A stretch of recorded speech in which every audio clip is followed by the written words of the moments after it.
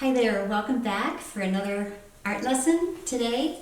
Today's art lesson is a drawing lesson, and the materials that you'll need for it are white drawing paper, a pencil, which is optional, black crayon, colored crayons, assorted shapes to trace, and this also is optional, lines and texture ideas, and then another optional item is a black Sharpie marker.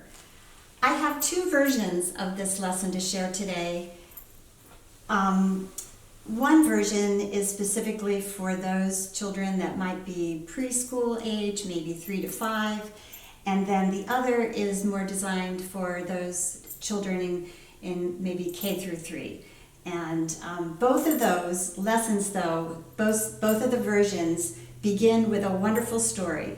I'll be reading a book to you today. It's another one of my favorites, and it's called Where the Wild Things Are. And it's the story and the pictures are both by Maurice Sendak, and it's the wonderful story about a little boy named Max and his wonderful, wonderful imagination.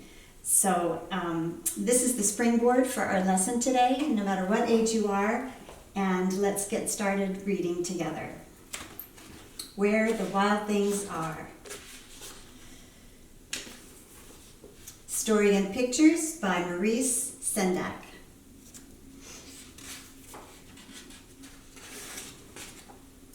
The night Max wore his wolf suit and made mischief of one kind and another. Chasing your dog down the stairs with a fork, probably not a good idea for Max to do. His mother called him Wild Thing, and Max said, "I'll eat you up." So he was sent to bed without eating anything. Is that a happy face? That very night, in Max's room, a forest grew.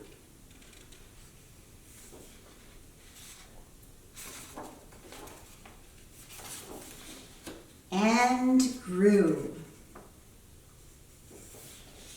And grew until his ceiling hung with vines and the walls became the world all around.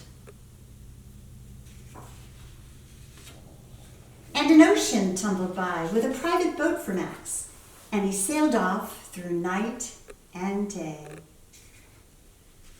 And in and out of weeks and almost over a year, to where the wild things are.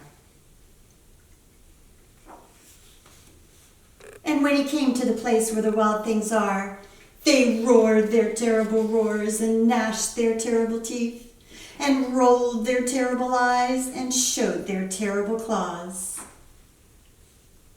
Till Max said, "Be still!" And he tamed them with the magic trick of staring into all their yellow eyes without blinking once. And they were frightened and called him the most wild thing of all. And made him king of all wild things. "And now," cried Max, "let the wild rumpus start."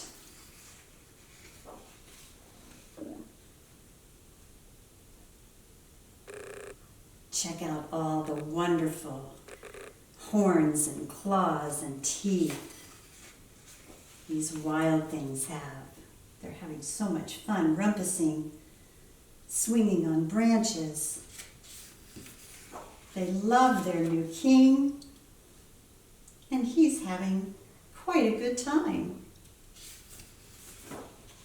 "Now stop," Max said, and sent the wild things off to bed without their supper. And Max, the king of all wild things, was lonely and wanted to be where someone loved him best of all. Then, all around from far away across the world, he smelled good things to eat. So he gave up being king of where the wild things are the wild things cried. They said, "Oh, please don't go. We'll eat you up. We love you so." And Max said, "No." The wild things roared their terrible roars and gnashed their terrible teeth and rolled their terrible eyes and showed their terrible claws. But Max stepped into his private boat and waved goodbye and sailed back over a year and in and out of weeks and through a day and into the night of his very own room, where he found his supper waiting for him. And it was still hot. How about that? What do you think?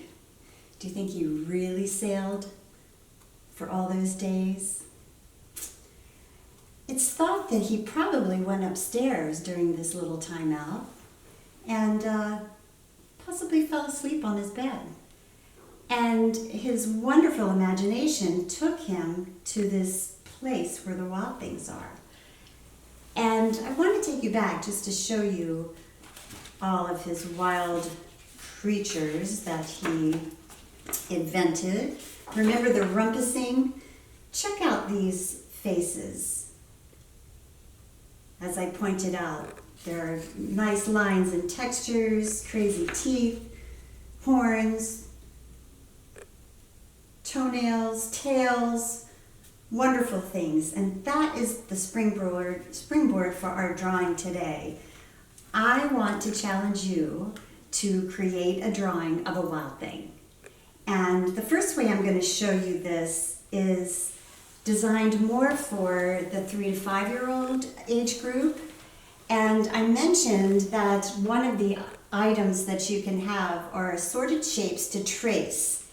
And because I thought tracing might be an easier way for some to draw this. So what I did is I gathered a bunch of shapes from my kitchen and pantry, including tops to yogurt containers, tops to candles. I even found a lid to a pan that I could trace. I also, because triangles and rectangles sometimes are harder to find, and I found that I could cut some shapes just from cardboard that I found inside my pantry that was in the recycle bin. So with that in mind, for those children that are age 3 to 5, I'm starting with a piece of paper, and I gathered a couple shapes here. I want to give you some tips on tracing if you're in that age group. I would recommend that you use a crayon, a black crayon. I'm going to use a Sharpie because it's a little easier for me to show you how to trace and for you to see it. Pick out your body and your head shape first and position them on your paper so you have enough room. And I'm going to start with the body. So if you're tracing a shape, you're going to hold the shape tightly, and with my Sharpie, I'm going to just carefully go around that shape to create the body of my wild thing.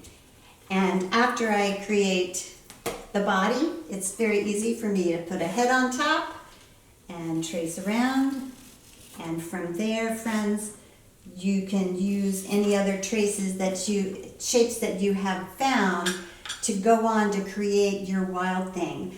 Keep in mind that you could take one of your shapes that you previously used and only trace part of it in order to make some crazy horns. So I'm not tracing the entire circle, I am merely tracing parts of it to make horns.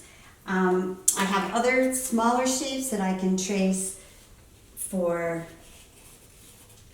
arms, and then I can add on to those triangular shapes possibly that you cut out from your cardboard, or your mom helped you cut out, for claws or hands. And let me fast forward to a couple that I've previously done to show you. You could make your wild thing either scary or silly, And I would recommend that after you trace all of your shapes, then color, color, color. Color them in. You might want to add a background, a sun, and you can also go back over your colors at the end with your black crayon and add lines and textures on top of the colors. So this is the age group 3 to 5. And if you're in K through 3, I would recommend that you start with a pencil first. So with this group, you're going to start with a pencil first. That way, if you make a mistake, you can erase it. So my tip is that you press light until you get it right. And after you draw your wild thing, I noticed that my friend here has a circle, a rectangle, a larger rectangle for a body, triangle for the hips. This student used geometric shapes, whereas this student just, I like the way she has her wild thing with some long flowing brown hair. After she also added a little bit of a background, she went back and added lines and textures to her outfit. This one has just a crazy kind of a head and antenna, and again, hairy and all kinds of crazy shapes and colors here. And this is my grown-up teacher version here that I did, and it's a lot of fun that when you are finished with your drawing and coloring, that you can go back with a Sharpie or a black crayon and add lines and textures. So, friends, whichever age group you're in today, I hope that you can use this book, Where the Wild Things Are, as a wonderful springboard for this great creative drawing lesson today. So thank you for tuning in. Have fun and draw a great wild thing. Take care. See you next time.